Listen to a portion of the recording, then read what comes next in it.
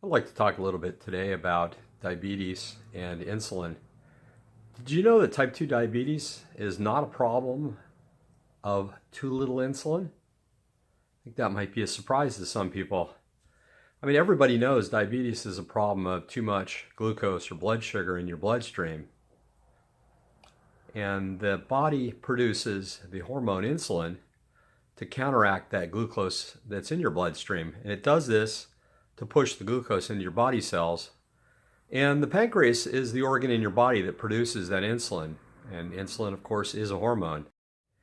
Type 1 diabetics don't produce enough insulin. That's the problem. Their pancreas is not making the amount of insulin they need. Either they don't produce any or they don't produce nearly enough. They're just producing a minuscule amount. And without insulin from the pancreas, their blood sugar rises to dangerous levels. The body responds to their lack of insulin by opening up fat cells and emptying the fat cells out. That's why diabetes was known as the wasting disease. I'm going to show a picture here of a girl from a time when they invented insulin or discovered it. It was in the body, so it wasn't really invented. It was just found by humans and put to external use to give her by a shot.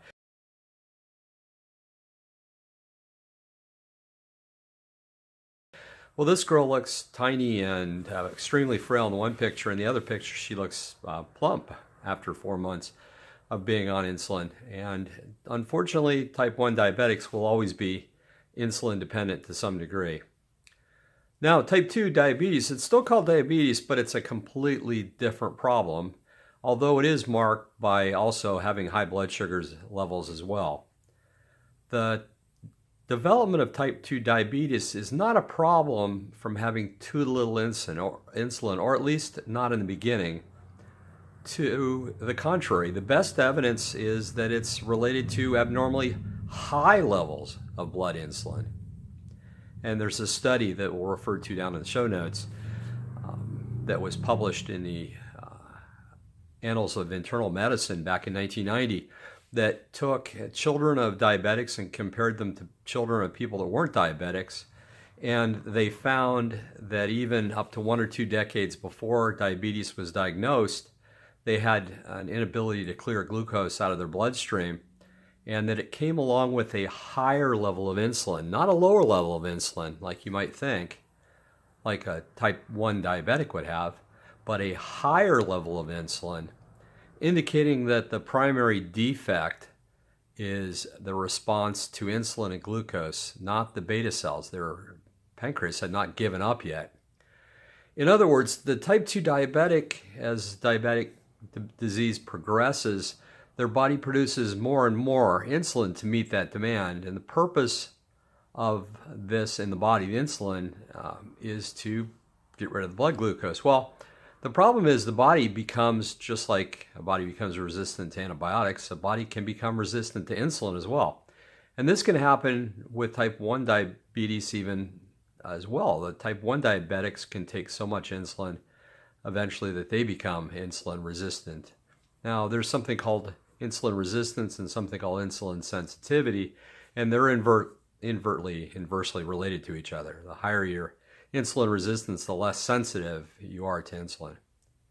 This insulin resistance then sets up a vicious cycle where the more insulin the body produces, the more the cells end up resisting the action of insulin. Eventually, the pancreas can't produce enough insulin. It's not that the pancreas can't produce insulin, it's producing more insulin than a normal, so-called normal person would have, non-diabetic. It's that it can't produce enough to deal with the blood sugar, and the blood sugar spirals out of control.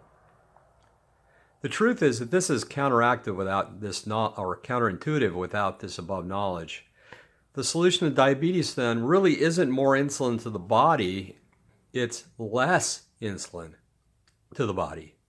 Now, don't get me wrong, if you're diabetic and you're on insulin, I'm not saying stop taking your medicine. You need to talk to your doctor and understand what you need to do. What came along to solve this was quite a few different diabetic medications, and each of them have a different action or method of action in the body. And some of these types of medication increase the production of insulin in your body by the pancreas. But that really only pushes the can down the road. Eventually, your pancreas can't keep up, and it may even become damaged if it's pushed too hard for too long.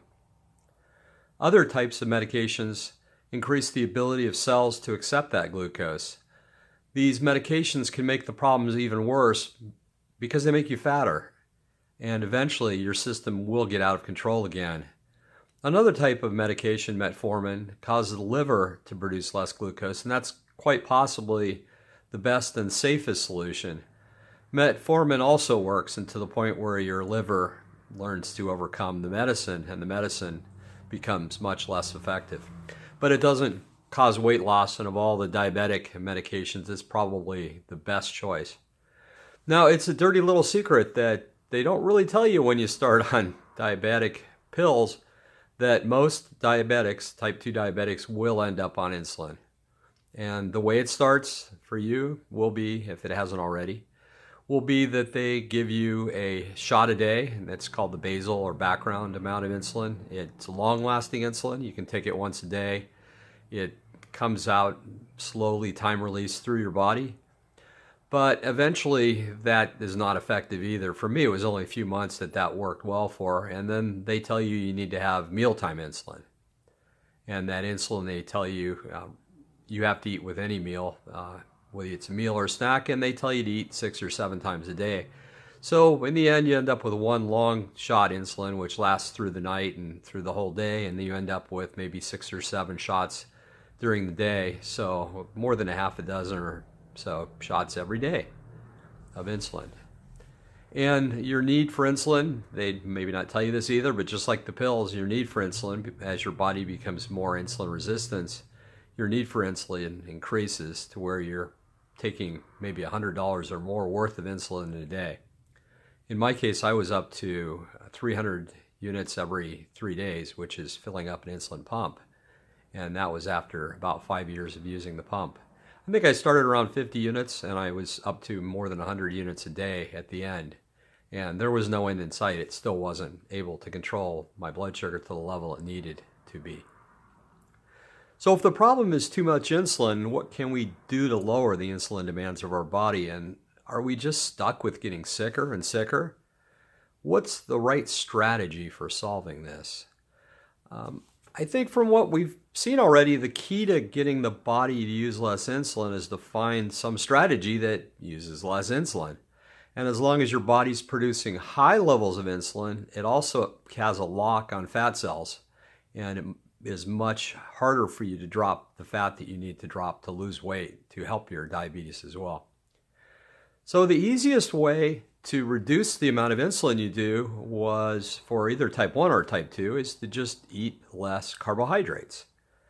A very low carbohydrate diet of around 20 grams a day, most diabetics won't need a mealtime insulin because you're just not eating enough carbohydrates to take it.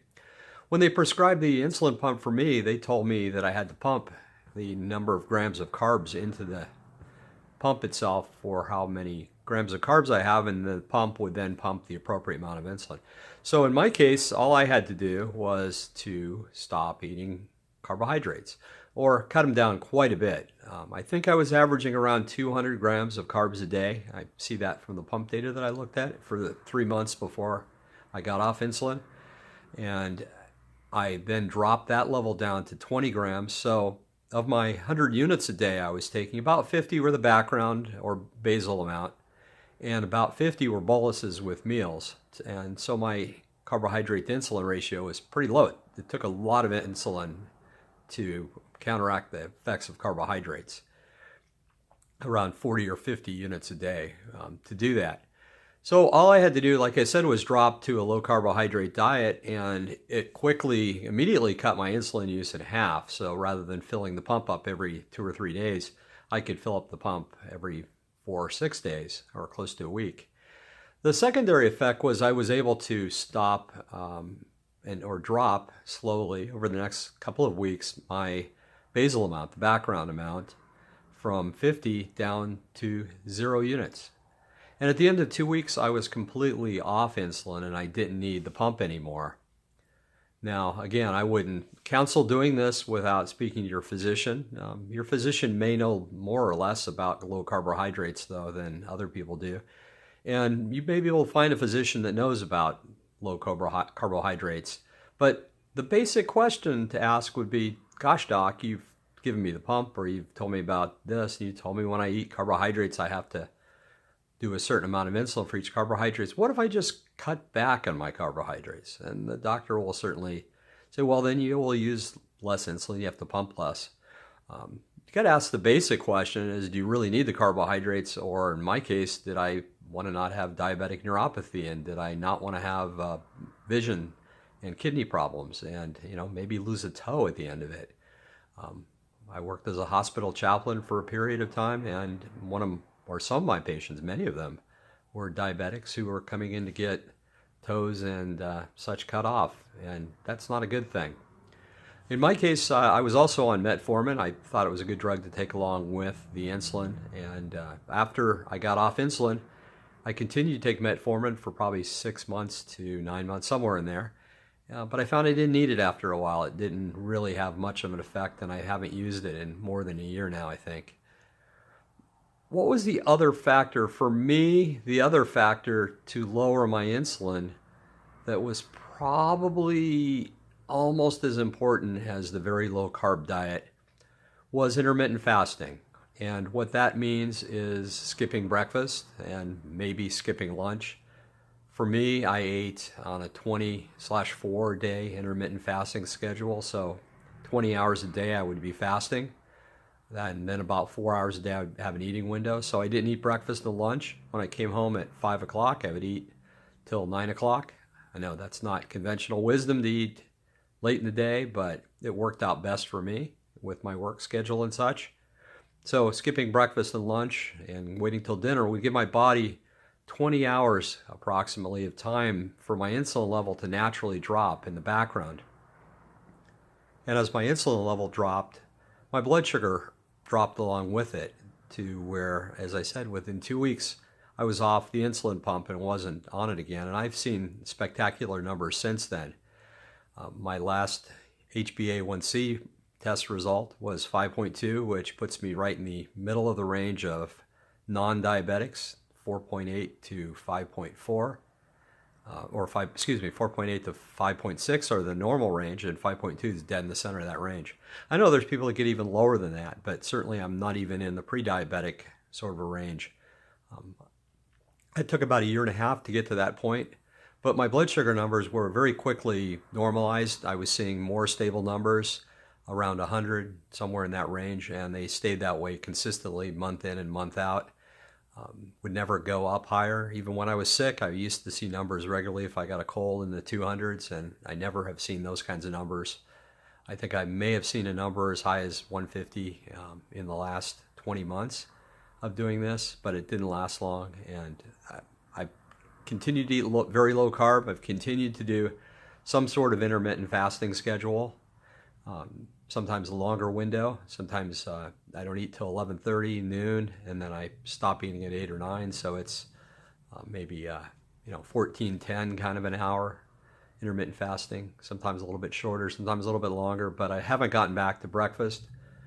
And if I do, occasionally it would be on a weekend, not a normal day of the week. So anyway, I just want to let you know that there is hope for type 2 diabetics. I'm not offering medical advice for your situation. I'm telling you something that worked for me. And I know that it's worked for quite a few other people. There are literally thousands of people. Your doctor may not have heard of this, but it has worked. Continue to monitor yourself if you put yourself on a treatment plan. I check my blood sugar still, even though it's always in the 80s, kind of a number when I get up in the morning. I still check it every day. I want to see what my averages are. And I'm keeping track, even though it's been spectacular. Taking the sugar out of my diet, eating low carb, eating on an intermittent fasting sort of a schedule has been the cure for me. My doctor has nothing to say about the cure. It's cured, and it's a spectacular thing to be in this condition. Want to encourage everybody and let them know that there is hope, and give it a shot. You might get a good result like I did. Thanks for watching, and hang in there.